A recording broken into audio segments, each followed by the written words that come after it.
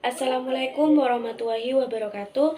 Perkenalkan, nama saya Siti Munmainah, NIM 20410501090 dari kelas Perbankan Syariah 3. Di sini saya akan menanggapi video dari Bapak Abdul Wadud Nafis selaku dosen mata kuliah Ekonomi Makro Islam, yaitu tentang pengangguran dalam perspektif ekonomi Islam. Kenapa kita harus mempelajari tentang apa itu pengangguran, apa penyebab pengangguran, dan solusi bagaimana menyelesaikan pengangguran. Baik, langsung saja slide yang pertama, yaitu apa sih pengangguran itu? Pengangguran yaitu orang yang masuk dalam kerja 15 sampai 64 tahun yang sedang mencari pekerjaan dan belum mendapatkannya. Jadi, pengertian pengangguran itu sendiri orang yang seharusnya waktunya bekerja dan sedang mencari pekerjaan akan tetapi tidak mendapatkan pekerjaan, yaitu yang dimaksud dengan pengangguran. Di slide yang kedua yaitu tentang macam-macam pengangguran, dibagi menjadi 4, yaitu yang pertama pengangguran terbuka, pengangguran tersembunyi, pengangguran musiman, dan pengangguran setengah menganggur. Yang pertama yaitu pengangguran terbuka, yaitu orang yang tidak mendapatkan pekerjaan dan penghasilan, baik itu karyawan maupun pengusaha. Bisa jadi ini belum dapat pekerjaan atau memang tidak mau bekerja. Yang kedua, pengangguran tersembunyi, yaitu orang yang bekerja akan tetapi dia bekerja dalam waktu atau jam yang standar, atau juga bisa diartikan dengan tenaga kerja yang tidak bekerja secara optimal karena suatu alasan tertentu.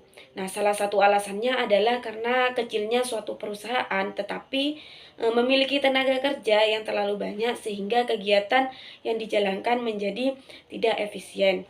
Yang ketiga yaitu pengangguran musiman, yaitu merupakan jenis pengangguran yang diakibatkan pergantian musim. Sebab ada waktu jeda pekerjaan saat terjadi pergantian musim ke musim lainnya. Biasanya pengangguran musiman ini terjadi pada sektor pertanian. Sebagai contohnya yaitu seorang petani yang menganggur setelah masa panen atau kemarau saat tidak menggarap sawahnya. Yang keempat yaitu pengangguran setengah menganggur, merupakan mereka yang bekerja di bawah jam kerja normal atau kurang dari 35 jam seminggu dan masih mencari pekerjaan atau masih bersedia menerima pekerjaan. Dan slide berikutnya ada juga jenis-jenis pengangguran dibagi menjadi 4, yaitu pengangguran friksional, pengangguran siklikal, pengangguran struktural, dan pengangguran teknologi. Baik, yang pertama yaitu pengertian pengangguran friksional, yaitu jenis pengangguran yang terjadi karena seseorang belum bekerja. Penyebabnya karena pencari kerja kesulitan mendapatkan pekerjaan yang sesuai. Memberi kerja melakukan seleksi dan kualitas tinggi dari pelamar sehingga membutuhkan waktu untuk mendapatkan pekerjaan. Yang kedua yaitu pengangguran siklikal, yaitu ini terjadi karena faktor naik dan turunnya ekonomi sebuah negara. Saat ekonomi negara sedang turun, maka lowongan pekerjaan akan semakin sedikit. Contohnya yaitu pada saat resesi maupun di masa pandemi COVID-19 ini akan ada banyak pemutusan hubungan kerja atau PKH. Yang ketiga yaitu pengangguran struktural, yaitu jenis pengangguran akibat perubahan struktur ekonomi.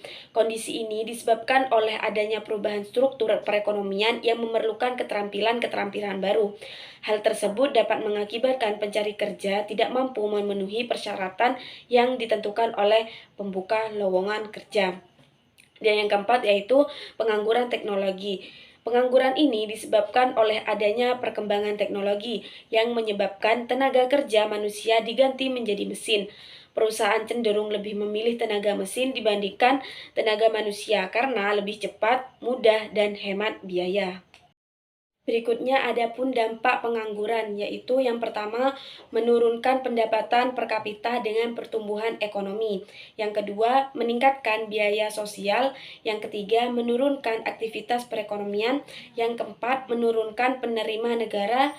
Yang kelima kegiatan distribusi kurang lancar. Yang keenam terjadinya kemiskinan. Yang ketujuh, kurangnya gizi. Yang kedelapan, tindak kriminal meningkat. Yang kesembilan, produktivitas tenaga kerja.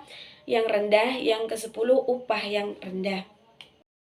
Berikutnya, adapun penyebab pengangguran dibagi menjadi 4. Yang pertama, tidak sebanding penawaran dengan permintaan pekerja. Yang kedua, turunnya pengeluaran total dan output. Yang ketiga, perubahan teknologi. Dan yang keempat, waktu yang dibutuhkan untuk mencari pekerjaan. Slide berikutnya, cara mengatasi pengangguran, yaitu dengan cara menyelenggarakan bursa tenaga kerja, informasi lowongan kerja, memberikan pelatihan kerja, membuka lapangan kerja sebanyak-banyaknya, meningkatkan peredaran modal usaha, meningkatkan jiwa kewirausahaan, dan transmigrasi. Berikutnya, adapun pengangguran dalam ekonomi Islam dibagi menjadi 2, yaitu pengangguran jabariyah atau terpaksa, dan yang kedua pengangguran khiyariyah atau pilihan. Yang pertama, pengangguran jabariyah atau terpaksa, yaitu suatu pengangguran di mana seseorang tidak mempunyai hak sedikit pun untuk memilih status ini dan terpaksa menerimanya. Pengangguran seperti ini umumnya terjadi karena seseorang tidak mempunyai keterampilan sedikit pun, yang sebenarnya bisa dipelajari sejak kecil sebagai modal untuk masa depannya, atau seseorang telah mempunyai suatu keterampilan, tetapi keterampilan ini tidak berguna sedikit pun karena adanya perubahan lingkungan dan perkembangan zaman.